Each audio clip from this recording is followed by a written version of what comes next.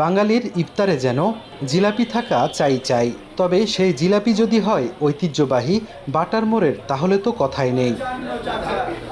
রাজশাহীর মানুষ জানে মচমচে সুস্বাদু জিলাপি পেতে হলে যেতে হবে বাটার মোড়ের এই দোকানে। প্রায় ৭০ বছরেরও বেশি সময় ধরে এখানে তৈরি হয় মজাদার জিলাপি। ছোট্ট দোকানটির সামনে থামছে একের পর এক মোটরসাইকেল। কেউ ৩ কেজি, কেউ ১ কেজি, কেউ আবার ইচ্ছে মতো কিনছেন জিলাপি। ভেতরে ২ কারিগর ব্যস্ত জিলাপি বানানো ও ভাজার কাজে। চুলা থেকে নামানো গরম জিলাপি মুহূর্তেই প্যাকেটে ভরে চলে যাচ্ছে ক্রেতার হাতে। আর কেউ বা সঙ্গে নিচ্ছেন নিমকি ও মাঠা। এটা টেস্ট অন্যরকম আর ঐতিহ্যবাহী আমাদের। আমরা আমাদের বাবার আমল থেকেই এটা এইভাবেই খাচ্ছি। মানে ৯০ সাল থেকে এই জিলাপিটা খাই, এখন অদ্যবধি খাচ্ছি। এমনিতে এটা নাম করা, তারপরে আসলেও তো ভালো আর কি। এখানে যে নাম করা যে বাপদাদার আমল থেকে আমরা খাই।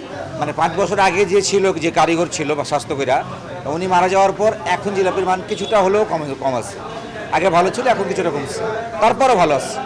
আজকে প্রথম নিয়েছি, কেমন হবে তাই বাড়িতে দেখবো কেমন হয়, ইফতারিতে খাবো মজা করে।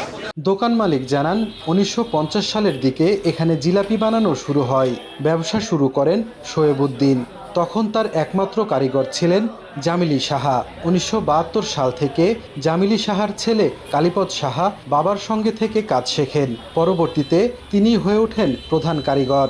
২০১৭ সালে কালীপদ সাহার মৃত্যুর পর জিলাপির কারিগর হন তার শিষ্য সাফাত। এতদিনে অবশ্য শোয়েবুদ্দিনেরও মৃত্যু হয়েছে। দোকানের হাল ধরেন তার 4 ছেলে।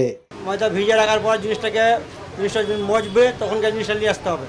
তারপরে চালাটা দিতে হবে, কালারাটা দিতে হবে, একটু বেসন লাগবে, এই দিয়ে তৈরি করতে হবে। জিনিসটা খামির করে ভালো মতন মজাতে হবে। ভালো হয় আলহামদুলিল্লাহ, খারাপ হয় না, মোটামুটি ভালো হয়। অন্যান্য সময় থেকে রমজান মাসের চাহিদাটা একটু বেশি বেড়ে যায়, ওই জন্য আমাদের প্রতি একটা মানুষের আস্থা আছে, ওই হিসাবে সবাই এখানে আসে। ৭০ বছর যেহেতু দোকান বসে, অনেক আমার আব্বার সময় তো কত চেঞ্জ হয়েছে, দাদার সময় চেঞ্জ হয়েছে। কারিগর সবাই এখানে কাজ শিখেছে, মানে প্রায় হলো ৫০ বছর কম বেশি এখানকার মানে কারিগররাই মানে এখানেই শেখা। স্টার্টিং যে মানে রেসিপি ছিল আমার বাপ দাদার সময়কার, ওইটাই ধরে রেখেছি, ওভাবেই চলছে আর।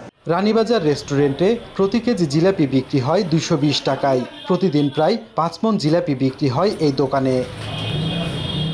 সাইফুর রহমান রকি, সময় সংবাদ, রাজশাহী।